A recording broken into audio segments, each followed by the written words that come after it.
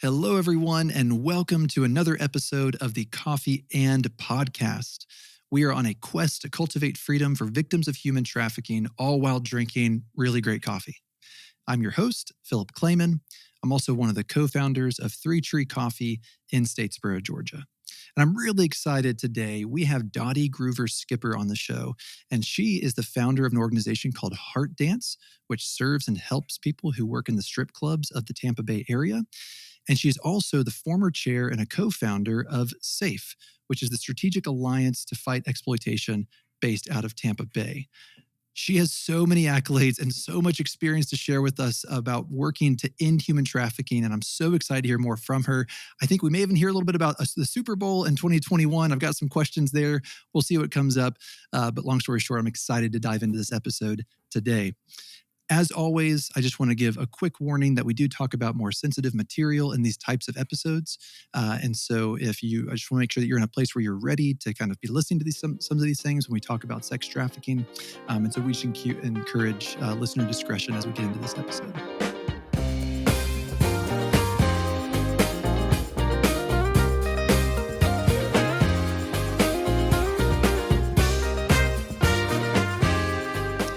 All right, so let's dive in. Dotti, thank you so much for joining us today. I know that we sent you some coffee in advance. How's the coffee and how are you doing? I am loving the coffee. I've got it in a coffee mug right here, drinking it. Thank you so much for the coffee. It's absolutely delicious. So I don't normally drink coffee in the afternoons, but I thought, I need to have a little pick me up here today. So thank you. And thank you for what you do. Yeah. And it's an honor to be on your podcast today. Absolutely. We're excited to have you on. I don't drink much coffee in the afternoon either.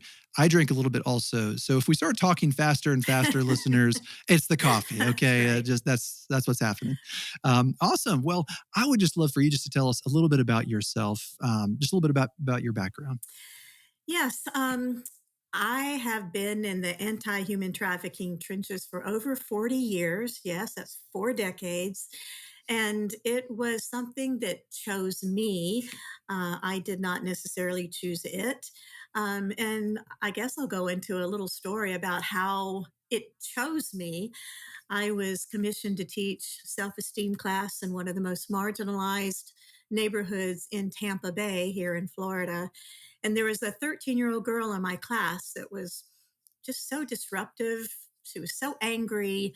She would throw chairs across the room. And, 40 years ago, I just really wasn't equipped to deal with that. But it's still just something within me said, can we find out the background information on this little girl?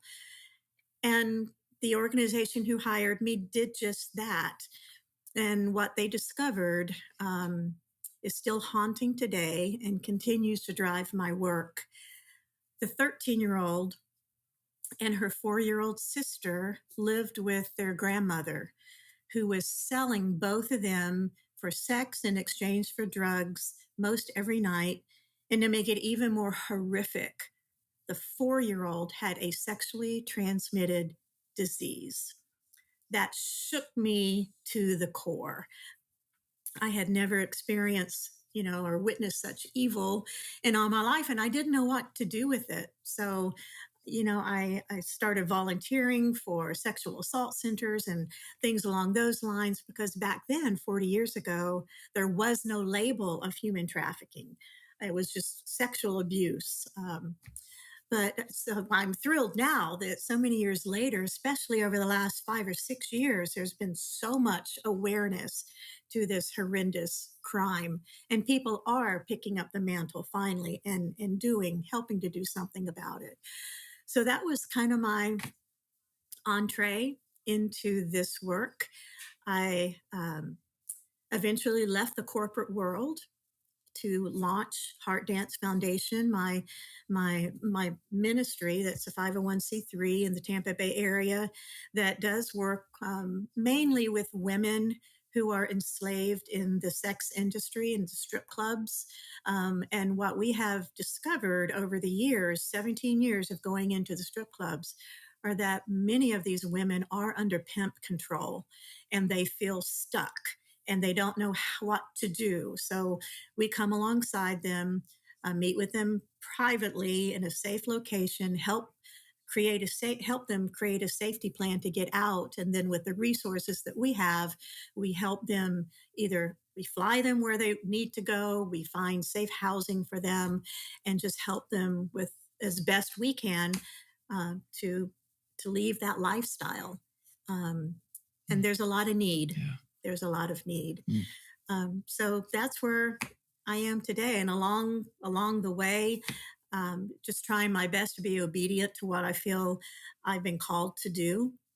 And the doors just open up. I'm currently serving too as the a board member appointed by our governor to the Florida Board of Massage Therapy, where we have cases that come before us all the time that are definitely human trafficking cases out of illicit massage establishments. So I served on the statewide council appointed by our attorney general and the governor as well for 6 years. And just those doors open that would help Mm. me and my team work on legislation and policy issues as well to fight this crime. So Absolutely. that's a little Wow. bit Uh, about my professional life, I guess. Yeah, absolutely. Fascinating. I'm excited to dive more into heart dance here soon. I want to hear more about this. Some of the things you were saying is just piquing my interest. But first, a little bit more about you. You said you left the corporate world. What was your job before all this? Yes, I was in the wellness field, which you could do almost my degrees in wellness, and I was a corporate wellness person. I would go into businesses and corporations and just educate on stress management, time management, weight management, that kind of thing. So I was in the corporate world doing those kind of wellness type of programs. And then also worked in a hospital situation too in corporate wellness, just, you know, training hospital employees on how to improve their health, those kind of things. So Mm. that's what I was doing. So I've always kind of been in that wellness kind of industry. And, what I've done now too, doing now, I think is all Mm. inclusive of that as well. Absolutely. I remember, so I used to work at a bank, and I remember kind of the big jump. And a lot of people in entrepreneurship talk about the big jump, right? That to go from kind of the more, I don't want to say comfortable or cozy. Like obviously the job at the bank had its challenges and demands too, but it was secure, right? You knew Right. you were going to get paid. You made the big jump to entrepreneurship. And I remember us making that big jump to opening our first coffee shop. And I was so scared, if I'm being honest. Well, And yeah. I'm kind of curious from your perspective, when you were making that jump, and yours was different, but you were making that jump from the corporate world to saying, you know what, I'm going to dedicate my life to this cause. Was that scary, or Very was it just, did you scary. have so much conviction? Very, very Yeah. scary. But as a woman of faith, I felt that that was what I was called to do. So I just took a big leap of faith, and I was scared. And I thought, okay, well, I'm either going to gain wings as I'm flying off of this cliff, or I'm going to find a solid rock, to land on. Mhm. And so it was a huge leap of faith. And of course, being in the nonprofit world, you don't quite make the amount of income that you might make otherwise. So it was a huge jump. Um, but I did it, and I survived wonderfully. I have a wonderful husband, my high school sweetheart, that we've only been married, as I was telling Philip earlier, for 15 years, but we've known each other for 45 years. Um, but he is the wind beneath my wings. And he just supports me 100%, makes up some of the financial deficits that being in this industry has. But he is Yeah. wonderful. Have 7 children. His and mine combined, there's 7 adult children. Well, they're not children, 7 adult. Well, I'll always call them children. 6 sons and 1 daughter, and they're all Mm. doing great. And all but one live in Florida, close by. We have three Yeah. grandchildren, um, and so All life is right. good. Yeah, absolutely. Well, so you You mentioned 7 children, grandchildren, and I do want to read off just a couple of these titles real quick for our listeners. So they've heard some of these already. You're the founder of HeartDance Foundation. You're the former committee chair of SAFE and one of the co-founders for SAFE. You were awarded the Human Trafficking Advocate of the Year for Florida in 2013. You were appointed by the Florida Attorney General to the statewide Council on Human Trafficking. You just mentioned another council that you were appointed to in the state of Florida. And you have worked with politicians, nonprofits, law enforcement. I mean, the list went on and on and on. And my question is, where do you find the time with that big of a family, with all your responsibilities? Does it feel tough juggling all these things, or have you found some sort of rhythm that helps with Yeah, that? I think finding the rhythm, and to be quite transparent and honest, I have burned out 3 times in my career because taking on all this vicarious trauma from the victims and survivors that I've worked with. But again, have such a supportive husband who picks up the slack in a lot of ways. And he's wonderful. I have never gone a week or a day in my house in the last 15 years since we've been married that I didn't have a dozen roses in the house. And at first I thought, okay, well, that's really cool, But he finally admitted that for me, having the roses was symbolic for me to stop, take the time to smell the roses. And I think that Mm, has helped a lot to finally, after all these years, find balance in what I do. Because we do have to take care of ourselves in this work because it is so dark and so demanding.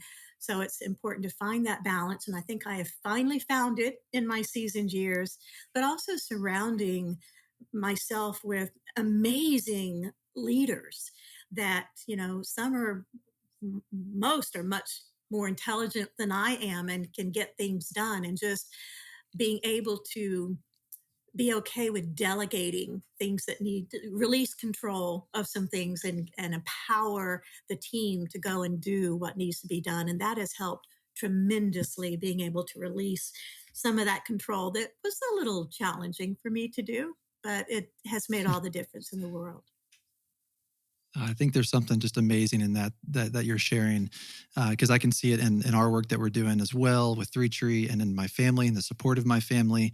And that is that when you take on something so large as this, boy, you need that support system, That's right? right. And it really does take others. And if we're being honest, I'm speaking more to myself, it's really prideful to maybe think that we are the ones that I am the one that has to do it. Or if I don't do it, something's going to happen, or something's not going to happen, right? It's almost a level of pride, and it I takes humility agree. to step back and say, you know what? But it's going to take a lot of people, and sometimes we got to step back and smell the roses. That's right. Boy, definitely stepping up the game too on flowers for everyone listening. Every guy listening was like, "Oh man, I know. we are All of my we are male filming this friends, close to Valentine's." Yeah, all of my male friends that's tell Roger when they see him, you're making all of us look so bad. But he just says, well, yeah, y'all need to well. step it up. Well, way to go, Roger. That's a great move. So awesome. Okay. So next, you mentioned this impactful moment of these people that you were teaching, and how that's what really gripped you. You found these children that were in sex trafficking situations, and you said, "No, this has got to stop." And I love how you looked through the trouble, Mm, right? You were saying that there was maybe bad behavior, there was anger, there was things that I think a right. lot of people would be tempted to just write off and be like, well, that's uncomfortable and frustrating, so I'm not going to deal with it. And you stopped and you looked deeper into it and said, why? Why is this happening? And you found probably more than you were hoping to find, right? True. Um, True. wh- what? And Yeah. Have you I always did kind of had? no, I did wanna kick her out, to be quite honest, but Mm, it was a self-esteem class, and I thought, "No, I can't do that." What's really going on here? So, yeah. I think God Yeah. gave me that wisdom to look a little Mm. deeper. Yeah, and good wisdom for us to be reminded of too, to look a little deeper. Sometimes things are not always as you see it That's at right. face value. And we'll even see that with strip clubs, it seems like, as we continue to talk about that. It's not what you see at face value That's at all right. times. So then I think the last question I have for you specifically, maybe before we dive into some of the organizations you're with, is we heard about that moment with the children, but there's a lot that happened in that span. So maybe give us a quick just rundown of major moments over those, few decades that you feel like were really impactful in you making a difference for this cause? Yes, I think, when we discovered what was going on with those little girls, obviously I didn't know what to do with it. And it shook me so hard. That I did kind of shut down for a little while because I didn't know what to do, where to turn, where to go. Um, but and for many years I was so bitter toward that grandmother. But once I got more educated and had more experience in this field, I realized that the grandmother most likely was a victim herself. And she was just trying her best to survive. So I think that really was pivotal realization for me that has helped me in the work that I do not to so much villainize the Johns, the pimps, the traffickers, both male and female, um, but to really dig deeper. And I don't know if you want to talk about this now, but even with HeartDance Foundation, we have men that go out with us, and I can talk about that a little bit later. How impactful they are with the men that we encounter on our club outreaches. But there's another story Absolutely. that was really powerful that happened. I was um, in the strip clubs. I met a young woman who confided to me that she was raped by her uncle as a child, groomed by him through drugs and pornography, and then sold from a swing set in the park. She was only 6 years old. And then now at the age of 18, she was working in the strip clubs, still feeling completely invisible. And, that's what it's all about. We have to see this, look, dig deeper and see. Um, but that was just, I don't know, that was one of the stories that just absolutely, I just didn't know what to do with it. But we've worked with her. She's now out of the clubs. She's married. She has a beautiful baby girl. And now she advocates for those whose shoes she used to fill. So it's just, and that's what keeps, I think, a lot of us going that are in these trenches is it's so hard and it's so dark. But when you see that transformation of a life, it's absolutely the highest high you could ever um, experience. So I might be a little off track, what we were talking about, Yeah. Philip, but that was another story that was very impactful to me over the years, and that was happened a few years back. Oh, that's beautiful. Let's dive in. Let's dive into Heart Dance for a little bit. So, to kind of set the stage here, would you mind just giving our listeners maybe just a quick explanation of what is a John and what is a pimp? And is there maybe any other players or types of people we need to know about in these sort of situations? Yeah, a John or a pimp, or well, let's a pimp and a trafficker. I feel like you can use those two terms synonymously. Um, a John might be a little bit different. A pimp or a trafficker is someone who exploits the most vulnerable for their own gain, whether it's financial, whether it's to barter, whatever. But in fact, my simple definition of human trafficking is the business of the exploitation of vulnerabilities for another person's gain. So a pimp, a Mm, trafficker will buy and sell, human beings for their own personal financial gain. A John is someone who is a buyer of sex, but not necessarily a trafficker. They might purchase sex, but they don't, the the victim or the person being sold isn't under their control to do whatever they want to do with them. I don't know if that's good definitions or not of what they are, mhm. but pimp and trafficker can be used as one, and then a John is just a little bit different, a purchaser of sex. Mhm. Yeah.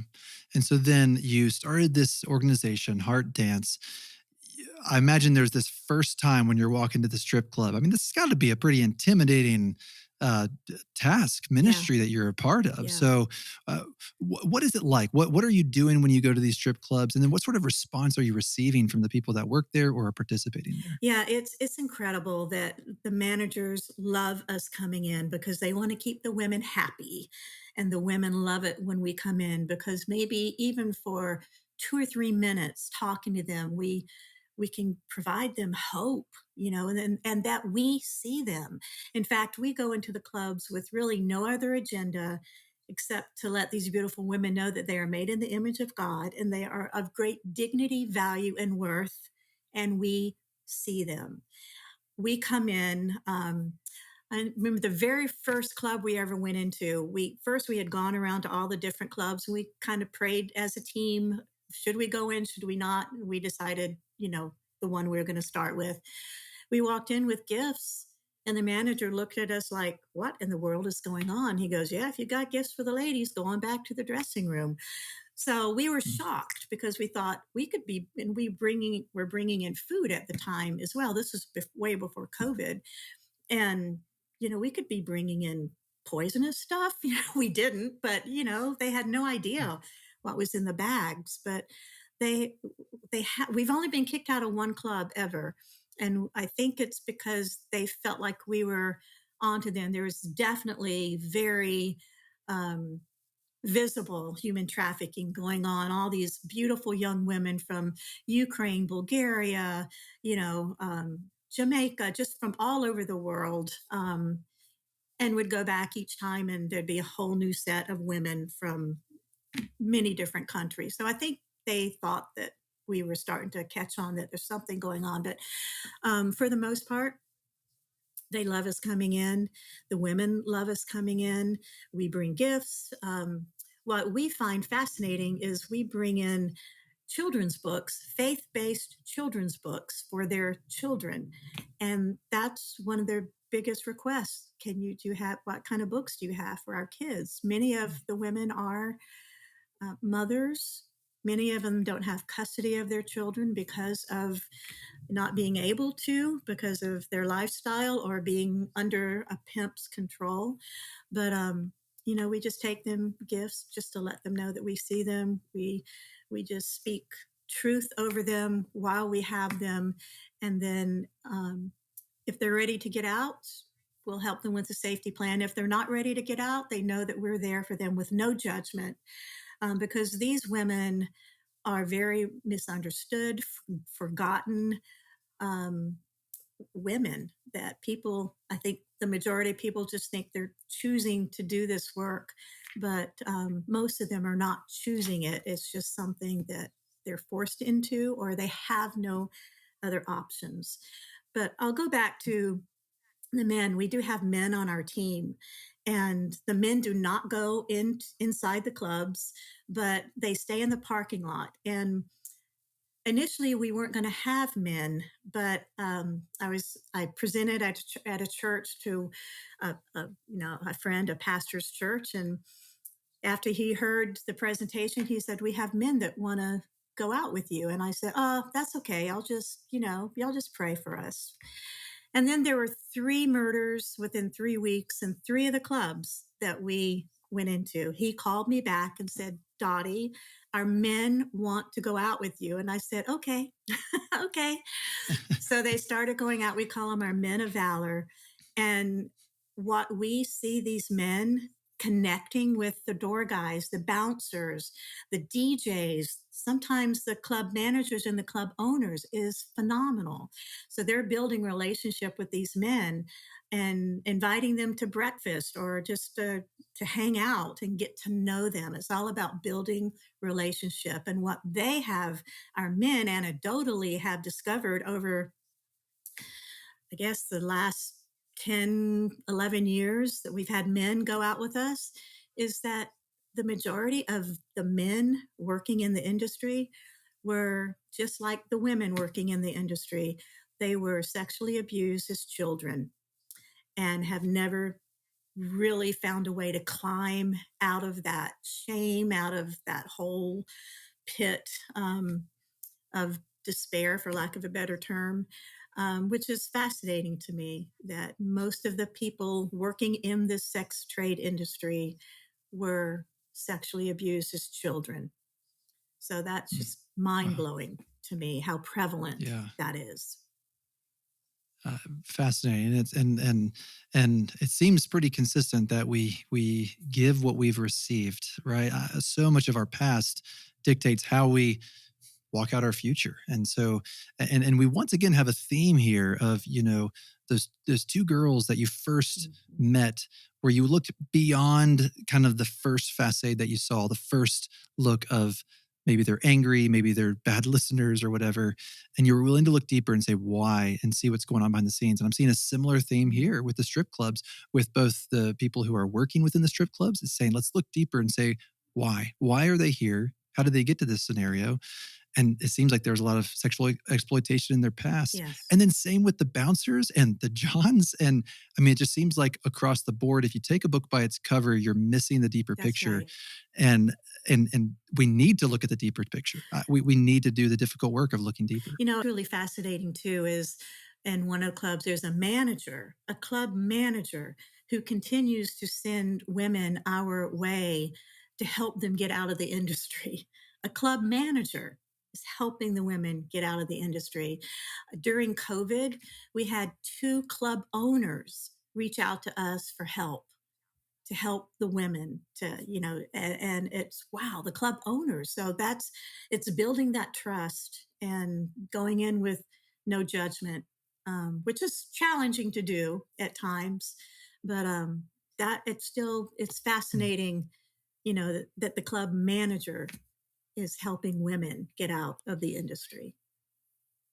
Yeah. I mean, in that instance, that one really does surprise me. I mean, do you think they genuinely want them out? Do you think there's another motive? Why would the club manager want that? I know when we meet with him. He comes out to the parking lot where our men are, and he pulls them aside so the camera is not on them. And he is convinced our men of valor that he truly wants to help these women because of what he has seen, and he truly wants to help them get out. So we we're hoping that his motives are sincere, but Mm. so we help who he sends our way as best we can as a Absolutely. small organization. Yeah. Okay. Wow. So y'all are going to these strip clubs. You're meeting with the workers, and you're serving them. You're helping them. You're telling them and fueling them with life giving words and hopeful words. And you were saying, for the ones who want to get out, we come up with a plan. What it can be a ballpark, but what percentage of people want to get out versus don't? I mean, is that common, not common? And then what does that safety plan look like to then move Yeah, them I out? think the majority of the women that we have worked with and have come alongside really don't want to be there. Many, again, are under a pimp control, but there are some who seemingly choose it. Although, when you talk to them and look at their background, they don't have any other options.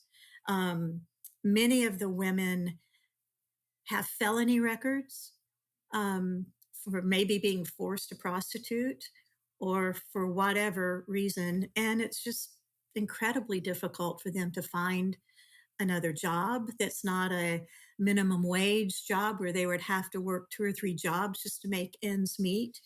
Um, so um, helping them. So I think the majority of women in the clubs don't want to be there, and there again are some that think they want to be there and they are there.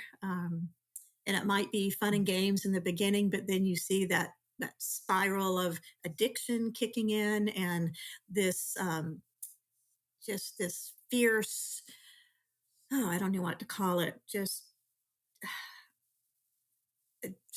a wild circle that they can't get out Mm. of, and just spiraling down. And a safety plan, Mhm. we can't talk to them in the clubs, obviously. That's not a safe place, and many times they're um, induced, with drug induced. Many of them have to medicate themselves before they can go on the stage. So we ask them where can we meet them that they would feel safe and can they get away. And so we do, and we sit with them. Many times it's just in a coffee shop, and we sit with them, and it's individual, whatever their needs are, wherever they want to go, how deep in are they, and how unsafe are they. So it looks a little different for each person. It's just not a cookie cutter safety plan, but it's very much like a domestic violence victim who needs to get out and have to, okay, he's gone from this time in the day to this time in the day. That'd be a good time to leave. And then where are they going to go? And the money and all of those things have to be arranged for them to have a smooth transition and a safe transition to get out in a way before it's discovered that they're gone. Hmm. Yeah. So now let's talk about, I guess there's some of the logistics. So how many people usually go out when y'all are doing this? And then how often do y'all have these outreach events where y'all go out and do this? Yes, we probably have about 70 volunteers, and it's all volunteers. Even Wow. me, I have never received a penny at all for Heart Dance. I've always worked other jobs in order to make this ministry. It was never my intention to earn a dime from this. So every penny that comes in, we get support from a lot of churches and private donations, but every penny goes right back into helping the individuals that we serve. Um, I forgot your question, Philip. I'm sorry. Yeah, no, it's okay. 70 Yeah, volunteers. That is but not amazing. every single Um, time. I mean, between the churches that help us get our gifts together, or who might bake, cookies, because giving the door guys homemade cookies is really very. They love it, and it it helps. helps. It It helps. helps. So not Yeah. 70 people go out on each outreach, but we have a team typically anywhere from 6 to 15 or 20 that go out with us. And but not And then y'all do this like every we month go or out every regularly only once a month, and then like this month we have a smaller team going out right before Valentine's Day to bring the women roses, um, because our regularly scheduled outreach is later in the month, and we wanted to make sure that they got roses from us. So, but typically it's once a month. Probably, I'd say on a team that goes inside, there's probably 5 or 6 of us that actually go in the clubs, and the rest stay out in the parking lot with our men. And it's so there's so much stimulation in the clubs, and you see so much that it's really hard to go into clubs all night back to back to back to back. So it's great to have a larger pool of volunteers who are trained and vetted, that so it's not the same 5 or 6 women that go in every single time. We can rotate around, and it keeps everybody kind of fresh and not completely um, drained, because it is emotionally draining to go in. yeah. I imagine some people who would be listening, and maybe some people are listening and saying, I I could maybe Mhm. do that, right? Maybe this is something I can do, I should do, but maybe there's some security Mhm. concerns where it's like this sounds dangerous. But what would you say to that? Are there security concerns, and how would you encourage working around those security Yes, concerns? there are security concerns. As I said earlier, there are 3 murders within 3 weeks, but that was in the parking lot. All 3 of them in the wee hours of the morning. We typically go out. Our team meets for dinner at 7 o'clock. We have dinner, fellowship, just kind of catch up with each other, and then we leave. We caravan and drive to the clubs, and we probably leave the restaurant about 8 o'clock, and we're back at the restaurant about midnight. So we leave before it gets too wild and crazy, because the longer the night goes, the crazier it can get. So there are some security concerns. I think it's more dangerous standing in the parking lot of a strip club than actually going inside the strip club. So working Yeah. around those security, I think having the team of men that go out with us is just phenomenal. We feel very safe and secure with that. And this ministry isn't for everybody, but there are things that everybody can do to help this type of ministry. Baking the cookies, helping with gifts, praying for us while we're out, educating the public. We we we take our volunteers through a training, so you're not just, here we are and you're going in. We take them through a training, and they actually, the very first time they go out with us, they do not go inside the club. So they stay out with our men of valor, kind of get the feel for the night, how we do things, see if they're triggered in any way. They have to fill out a questionnaire and all of that too before we even put them through a training, because we have learned the hard way through the years of what not to do. So we have streamlined things. So because we've learned that sometimes you get triggered. Some of the team Mm, members were former dancers or have come out of a trafficking situation, and they're amazing because they truly get it and they really relate to the women. But it can be very triggering for them to step back in mm, to that environment. So we just, make sure that they're not going to be triggered and or have a meltdown. And then when they feel comfortable, they're ready, and we feel like they're ready, then they go in. So it's mm. safety Yeah. is of utmost priority. Even the way we go Mm, in, we have the team goes in, we have to stay two by two. Everybody's got a buddy, a partner. Nobody comes out of the club with until everybody comes out of the club. And even the way we go in, there's a head person in the line, and then there's a back person in the back that can, so we've got a lot of those safety measures mm. strategized as Yeah. best we can going into that environment. I love the concern and thought that you've put into the people who are going to help as Oh, well, right? Because absolutely.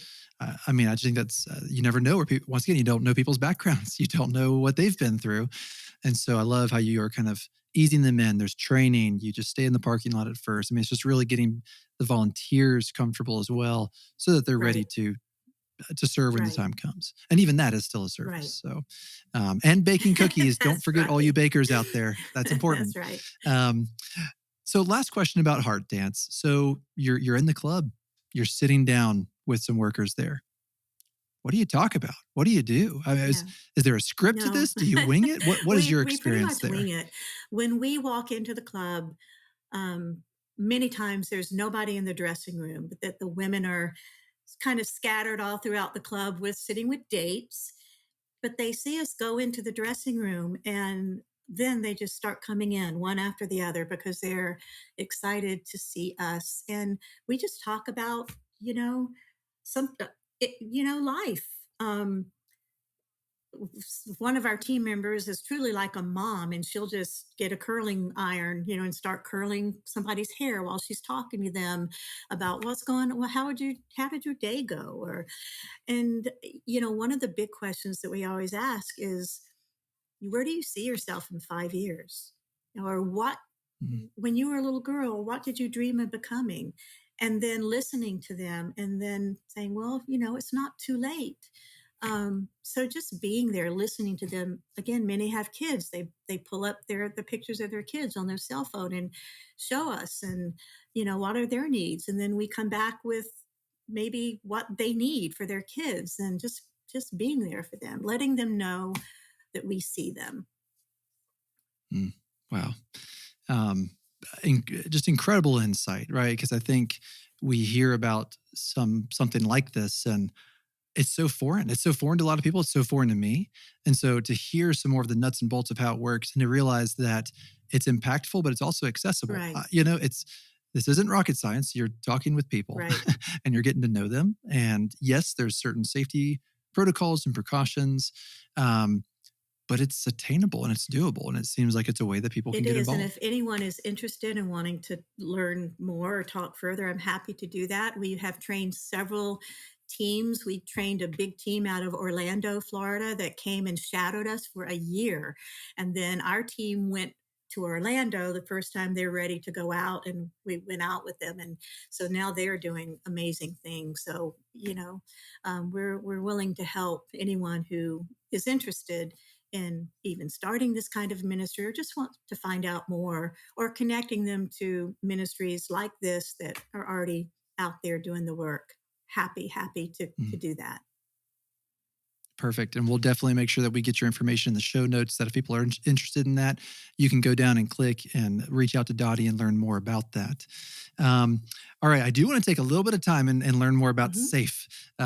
So this is the Strategic Alliance Fighting Exploitation in Tampa Bay. I think I got that right. Yes, you Yes, I did. did. Okay, good. Perfect.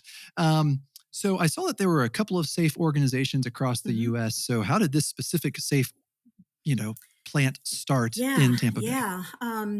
It started through the National Christian Foundation, which is a national foundation all over the place. They actually started the very first Safe Alliance in Seattle, and it's a very successful model where you just go into the community, you rally the community who are interested in helping in some way, shape, or form, you know, in this space, and then you bring them all together and you just strategize, what are how can we end this, and looking at it as moving the needle on a movement rather than an individual organization. So at times it's been challenging to get the individual organizations on board to not think about themselves first, but to think about the movement and what are the gaps in the movement that need to be filled. And once you get everybody on board with that, it's just incredible because I think you said it earlier, not one person, not one organization can do this alone.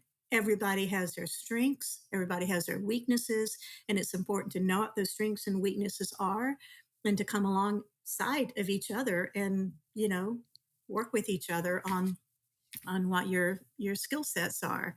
So we rally the Yeah. community in the Tampa Bay area. It's just three different counties, Hillsborough, Pasco, and Pinellas, under the Safe Alliance umbrella.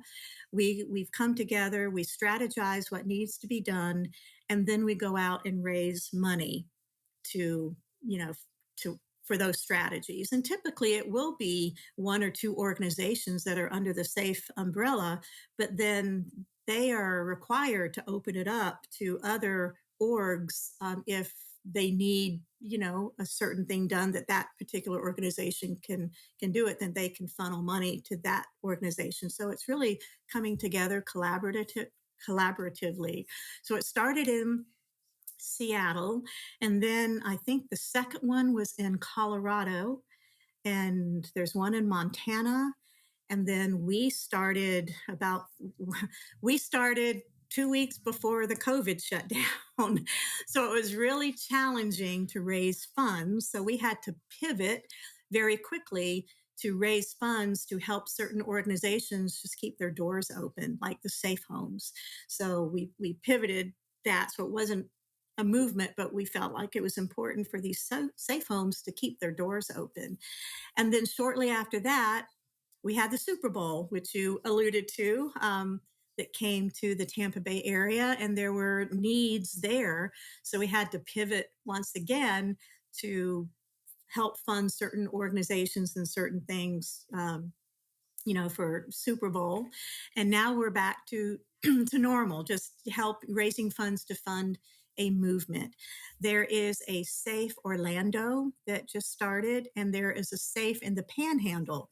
So we've got the northern part of the state, the central part of the state, and then another central part of the state, Orlando and Tampa. And now we're really hoping to get a Safe further south, like Miami or something like that. So we can Yeah. just be this one big network, working on similar strategies to fill the gaps, to move the needle in this movement. Mm. I don't know if that answered your Yeah. question or not. Oh, absolutely. It's pretty neat. If our listeners have a moment, I encourage you to just go check out Safe. in Tampa Bay, because I thought it was fascinating seeing the different types of organizations that you're working with. You got public sector, you Hmm. got private sector, you got as big as the Tampa Bay Right. airport, and and then you got a law office down the That's right. street. And so it's pretty neat how you're really just getting everyone together to create momentum, to create a movement to say, hey, let's address needs as they That's right. arise. And I want to unpack the Super Bowl a little bit more, because I think I saw that y'all ended up housing, I think, 1,000 women that actually were in sex trafficking situations. Is that correct? Why the Super Bowl? Why did that draw so much attention for your organization to do that? Yeah, and I'm not sure of the numbers. I don't want to say anything that's not correct, but it was, a fair amount of individuals. It's not only the Super Bowl, and as you know, human trafficking goes on 365 days a year, but it's those very large events that come into a city, like the Super Bowl, like WrestleMania, um, you know, even the Democratic National Convention, the Republican National Convention, just any huge event that brings a lot of different people into your city. Um, there's an opportunity for parties and opportunities for traffickers to sometimes, well, not sometimes, they do bring in, they fly women in, they bus women in, specifically to be sold to individuals, you know, in the city during all of these festivities. What also goes on that I don't hear many people talk about it, there's something called the stripper bowl during Super Bowl. And it's right around Super Bowl time where many women are flown in for this stripper bowl. And it happens every Super Bowl in every city, which is phenomenal. Um, so that's just something, to dig into a little deeper because most people don't know about that. Um, I don't know Yeah. if I answered your question again, Philip. I'm Yeah. No, sorry. I mean, that's, well, it's fascinating. I've heard this as well with sporting events, but you're saying with really even any Any major major events, event. a lot of times that can raise the demand and it can increase more of these sexual exploitation situations. And so SAFE said, hey, Super Bowl's coming to our city. We want to be there to meet the needs of these women, children, and men that are being exploited. And y'all did it. I mean, there's numbers on the website. I'm sorry I don't have them right Right. in front of me, but it was pretty amazing to see y'all meet that unique need in your area at that Well, time. too, bringing all Um, these different entities together, diverse organizations and groups, it takes everybody because human trafficking has no boundaries. It happens in every sector, it happens in every socioeconomic situation. So it takes every single industry to be aware and to have a plan of what to do if you suspect or see something. So it's crucial. mhm, And for the many years, the business community was not on board at all. But now we're seeing that the business community is starting to come alongside and educate and even help provide some funding and financial mhm, to the organizations yeah. that are in the trenches doing this work. Yeah. Any reason why you think it maybe took the business community a little bit longer to get on board with something like this? Any thoughts on that?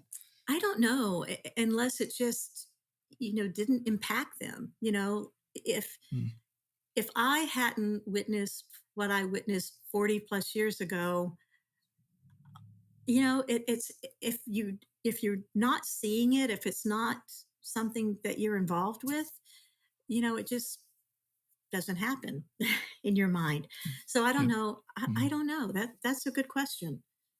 But yeah. I'm thrilled Well, that they're on that's board interesting. now. Starting to really get on Yes. board now. Absolutely. And I think there's lots of reasons why this could be. Think about myself as a business owner, and I kind of say this to just even a little bit to my shame, right? It's just easy to get caught up in just there's so much to Right. do, there's so much to focus on, and oh, I don't have time for that right now. And of course, we're focused on a specific mission, so we have things that we're pursuing, but it's just so easy for business owners to get wrapped up in the day to day, Yeah. the minute to minute That's right. tasks. And I think it's a good call to business owners to step back and say, hey, what's happening in your Right. community? Are you involved or are you not? There's needs, and we're called to meet Right. those And needs. one So, thing, well, going back to HeartDance, but still the workforce development, really working with like the Chamber of Commerce's to engage survivors, to give them a second chance, to give them a chance at employment. So really connecting um, survivors with different businesses that are willing to open their doors and say, hey, yeah, we'll give you a chance. So that's one big thing that's on my heart right now, that I'm working with workforce development and for employment opportunities for survivors, and SAFE is a part of that as well. Yeah, amazing. Oh, Dottie, I feel like I could ask you just a million questions. Okay, so I'm going to narrow this down to two more because I'm just loving the tangible information you're sharing with us. Right? It feels very tangible, and I think that's really great. So let's just wrap it up with two more Okay. questions because we are All running out of right. time. I saw that you do a lot of I don't know if I want to call it lobbying, but a lot of awareness. You teach a lot. Hmm.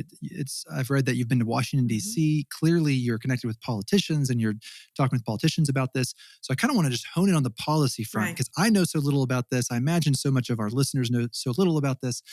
Is there a specific policy that you think is important that most people should know about that either needs to change or has changed, or is there something specific when it comes to policy that you want to share with us about?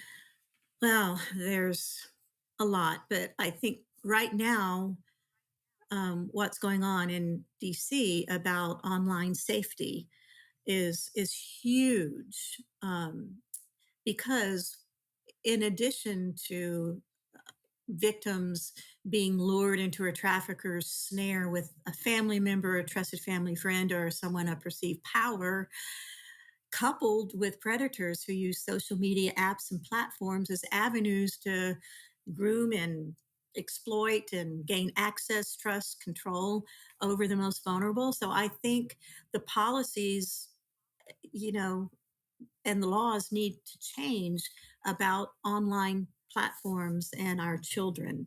So I know there's a lot going on in DC right now with that, and I have signed off on a couple of letters going to the policymakers for that. So yeah, and I don't know the bill numbers or anything off the top of my head. I should have been more prepared with policy information today, but Well, I sprung that one on you, so yeah, you that's. did. That wasn't in my But list of questions. Um, but yeah, it's a challenge working with policy makers. But it's important to build the rapport with those individuals in your own communities who are legislators or policymakers, and build that relationship. I'm a go-to person for several, well, one or two federal, and then several state and a few locals, policymakers, and you just staying in their ear all the time, I think really helps tremendously. Mhm. Absolutely. Well, and I appreciate you sharing that. So, a specific policy right now to kind of have our eyes on is children having access to some of these digital Yes. platforms where they can be groomed. And what are we doing to protect children in those sort of situations? Really appreciate you sharing that insight. So, my last question, out of all this that we've talked about today, for people who are listening, what's just one piece of advice you'd give of how they can tangibly get involved? Yes.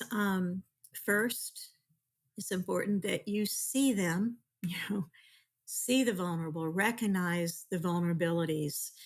And I think, second, I think it's important in whatever community that you're in to seek and find those organizations in your own communities that are engaged in this work and in the trenches doing this work, and come along beside them to learn what the signs are, and then to assist their efforts. And then I guess three is listen to your gut. It's like when you see something, not if you see something, when you see something, be bold and courageous enough to pick up the phone and call your local authorities. Because if you're wrong, you're wrong. If you're right, you could be saving a life. Wow. Well, Dottie, thank you so You're much for being welcome. on the It's been show my today. honor. This was incredibly eye-opening and just fun getting to know you better, and love hearing just the amazing impact you're having, not just in the state of Florida, but across the U.S. to end human trafficking. So thank you for being on the Thank show you. And if today. I ever get up that, your way, I will certainly stop in for a cup of coffee. Awesome. Well, let us know when you're here. I We'd love to sit will. down with you and keep chatting for a little bit. Yes, yes. Awesome. Well, so definitely encourage you all to check out HeartDance Foundation for our listeners. Also, check out Safe in Tampa Bay. Also, Dottie, I'm really excited to share that we're going to be making a donation today of $1,000 to Oh, HeartDance. And thank this is all a you. part of our ongoing, absolutely, this is all a part of our ongoing initiative to end human trafficking. And we donate $1 of every bag to safe houses and initiatives to end human Phenomenal. trafficking. And so this is going to be a part of that. And so just also thank you to our customers for Thank just, you. you're buying coffee and it's going to great causes and things like this that Dottie's doing. So Fantastic. just thank you so much to our customers. Dottie, thank you again as well. Thank you, So Philip. awesome. Well, everyone, we appreciate you joining us today. And once again, I'm your host, Philip Clayman, and we appreciate you helping us cultivate freedom.